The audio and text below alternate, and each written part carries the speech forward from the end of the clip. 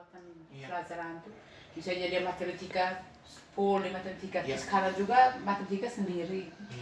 Terus IPA juga ada sendiri, materi tentang IPA. Kami tetap masker soalnya harus masker. Terus kalau ini hanya sistemnya tadi dia tetap ini satu permuatan mata pelajaran. Kalau K6 itu dia harus tematik. Dia menggunakan pembelajaran tematik. K13. K13. K13 itu materi ini sistem proses pembelajaran dia menggunakan tematik. Berarti dia semua misalnya tema diri sendiri berarti matematikanya masuk.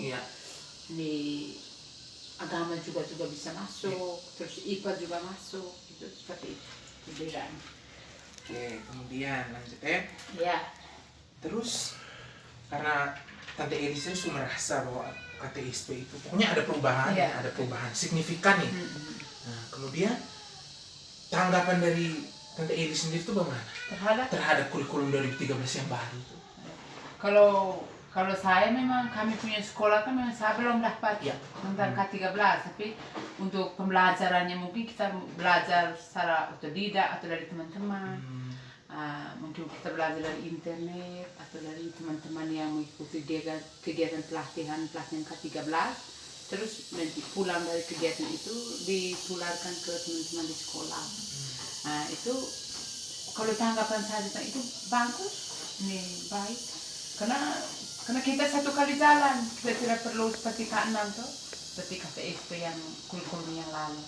Itu kan kita harus masing-masing. Tapi sekarang kita tergantung kita yang kelola itu proses pembelajaran itu.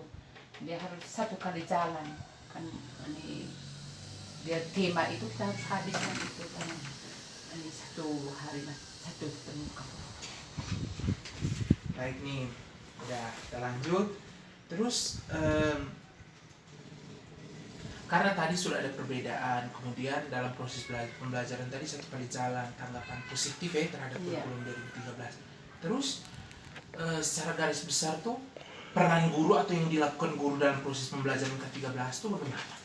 Peran guru dalam K13 itu kita harus siap semaksimal mungkin karena tematiknya. Kan dalam proses pembelajaran kita tidak boleh putus tuh. Tidak boleh putus seperti K6. Karena K6 kalau kita fokus di contoh di K6 misalnya kompetensinya tentang menghitung atau tentang FPB, dia terus di matematika seperti itu. Tapi kalau di K13 itu kita harus tanggapan ini guru tuh harus persiapan betul untuk proses pembelajaran, misalnya persiapan dari RPP, perangkat itu siap betul supaya waktu dalam menampilkan lagi ke anak itu kita sudah artinya kita tidak bilang kaget putus kaget bilang ini maksudnya hanya fokus ke mata pelajaran, tapi dia harus merangkai dari berbagai misalnya 3 mata pelajaran ini pertemuan ini tema tentang ini berarti mungkin hanya matematika, mungkin hanya IPA, bahasa Indonesia atau dengan ini seni budaya, seni keterampilan. Itu dia harus siap betul. Jadi selanjutnya tadi sudah K13 membawa perubahan positif, guru harus siap semaksimal mungkin. Terus karena pembelajaran tadi menanggapi dari jawaban sebelumnya, karena pembelajaran K13 itu berbasis tematik, apakah tematik itu efektif untuk terutama efektif untuk siswa dulu, peserta didik? Kalau untuk efektivitas terhadap anak itu, saya rasa mungkin anak-anak yang punya fasilitas bagus. Contoh anak-anak yang kita lihat di televisi atau anak-anak yang kita lihat di YouTube itu kan mereka tanggap bagus. Kenapa? Persediaan sumber belajarnya bagus, terus media. Artinya difasilitasi secara baik. Secara bagus. Kalau anak-anak kita punya di sini bisa dibobol, itu dia harus misalnya kita harus benar-benar, apalagi anak-anak yang belum bisa membaca. Contoh di kelas atas saja banyak yang belum bisa baca. Kita mesti full di KKM-nya ini, kita harus tuntaskan KKM sementara ada anak yang belum bisa membaca. Berarti kita guru harus ambil waktu, misalnya waktu sekarang kan ada pulang jam 3, tapi kita harus waktu yang tersisa dari jam 12 itu, jam 12.40 itu kita bimbing sudah itu anak yang masih lamban. Berarti tergantung misalnya fasilitas. Itu bagus sekali kalau terhadap anak. Tapi anak yang fasilitasnya kurang memadai atau sumber belajarnya atau media belajarnya terbatas, itu susah sekali. Meskipun mungkin biar guru usaha, tapi harus dibantu dengan media belajar yang bagus, yang baik. Baik. Kemudian saya tambah lagi dengan dukungan orang tua. Iya. Dukungan kalau guru tampil oke di kelas, tapi orang tua yang hanya lepas saja, orang tua boleh nanti biar nanti guru yang atur. Kan tidak bisa, karena pembelajaran sekarang dia harus dari keluarga dulu, dari rumah, baru ke sekolah. Ya. Oke. Terus ini ada masalah nih, berarti Tante Eli secara tidak langsung mengungkapkan masalah nih, bahwa ada banyak faktor yang mempengaruhi motivasi belajar siswa nih. Terus ada tidak upaya dari sekolah untuk mencari resolusi ini untuk memecahkan masalah? Saat ini sekolah sudah tahu bahwa ada sebagian besar siswa tuh yang kurang difasilitasi. Ya kita tahu kan ini letaknya juga, walaupun dia udah kelurahan tapi masih tergolong ke desa juga. Karena banyak anak-anak kan banyak dari kampung ya.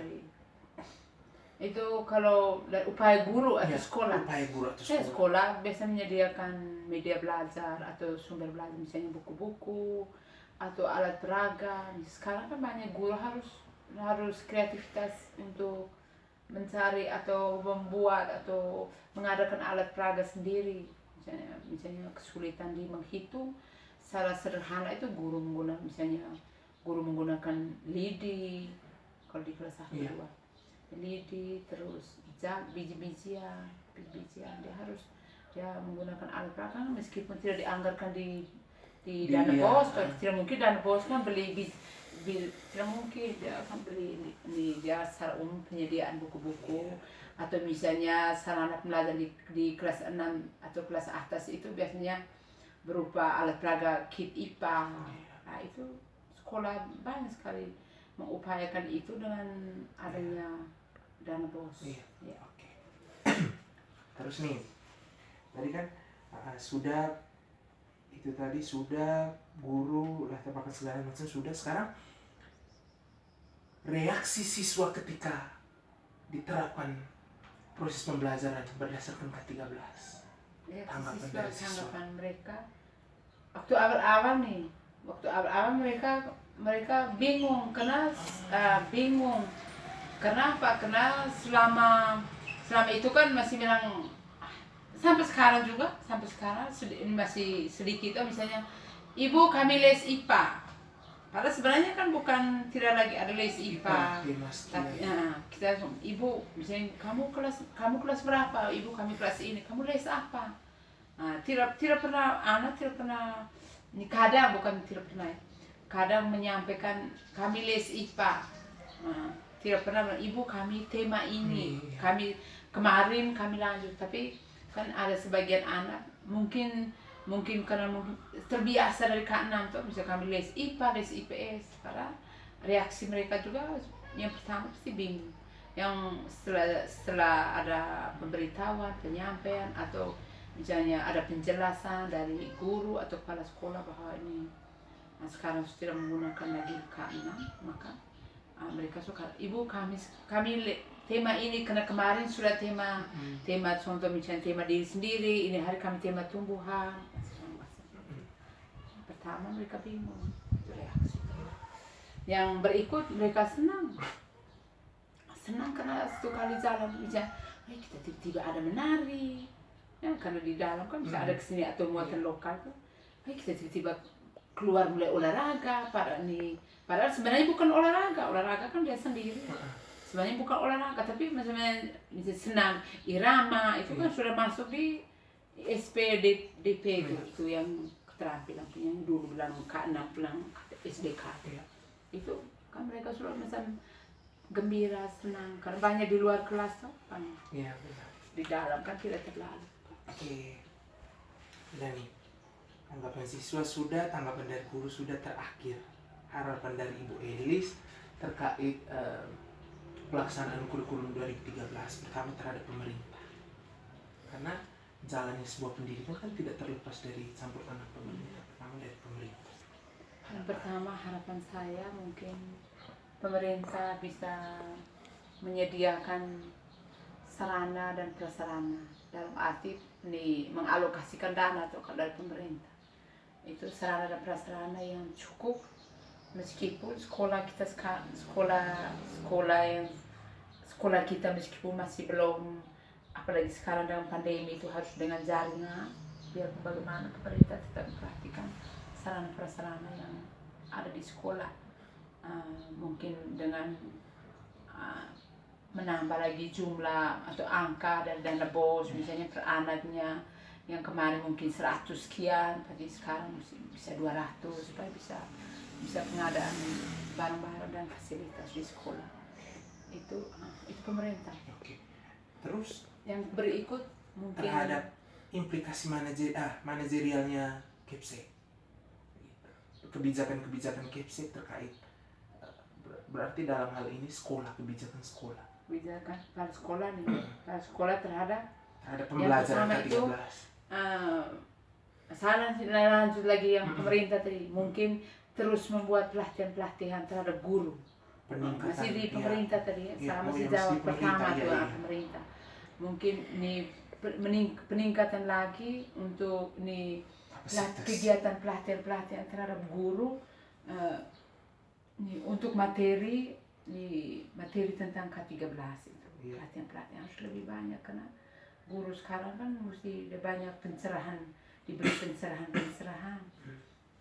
Kemudian yang untuk para sekolah tadi, sekolah saya nih itu memberikan pelatihan guru untuk semua kelas.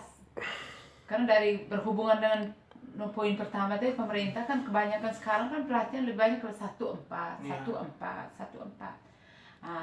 Mungkin sebaiknya diberi menyeluruh saja, misalnya guru kelas berapa, guru kelas 1 atau semua guru kelas diberi waktu khusus untuk ikut pelatihan K13 itu.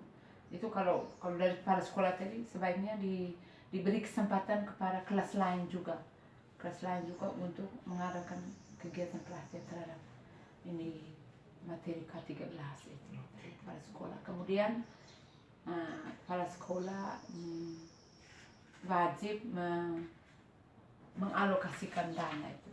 Sebaiknya banyak mengalokasikan dana untuk kegiatan proses pembelajaran yang mendukung K13. Terus dari Ibu Eli sendiri terhadap saya metode pendekatan yang dilakukan Ibu Eli, harapannya ke depan? Harapan saya itu dengan K13 itu membuat saya itu harus banyak belajar. Harus lebih banyak belajar, baik belajar otodidak di internet atau di sumber-sumber belajar, banyak baca atau banyak belajar dari teman lain yang sudah mengikuti pelatihan. Karena saya pernah tuh pelatihan K13, banyak belajar. Kemudian membuat saya supaya lebih semangat untuk proses pembelajaran di K13. Apalagi sekarang kan saya masuk kelas 6 tahun ini, baru saya belajar K13. Itu juga. Sudah. Terima kasih. Terima kasih banyak.